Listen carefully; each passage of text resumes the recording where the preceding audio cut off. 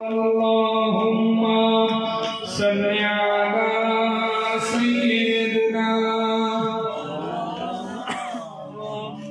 व अला आलि सय्यिदिना। आज तो भेसे हज़रत बिलाल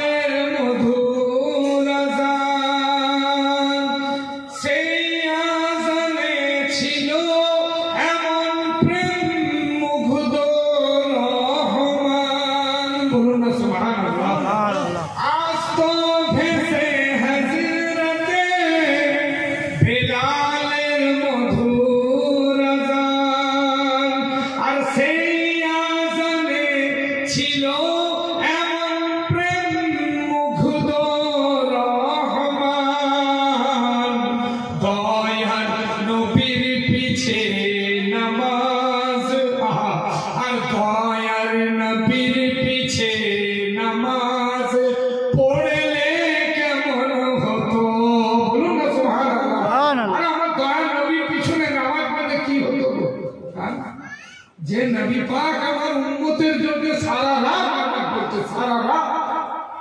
যে নবীর আগে পিছে গুনাহ সব মাফ কেন পড়ে? আল্লাহ রাব্বুল আলামিন বলে, হে জিবরিল আমিন, আমার হাবিবকে শুয়ে পড়তে বলো, আর সারা রাত নামাজ পড়তে হবে। কেন পড়ে গো? সে নবীর কি জান্নাতে যাওয়ার কোনো সন্দেহ আছে নাকি? না।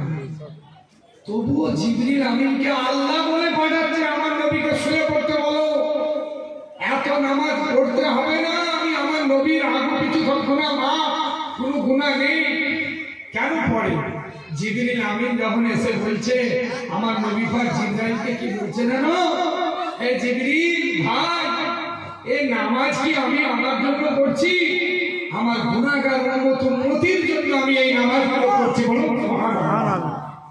আমার উম্মতিকে আল্লাহ যখন জাহান্নামে দেবে, আমি নবী পাক বলবো, আল্লাহ আমার যে নফল নামাজগুলো পড়েছি ও তো আমার জন্য পড়িনি, উম্মতিকে আল্লাহ তুমি যাতে মাগফিরাত করো তার জন্য আমি নামাজ পড়েছিলাম।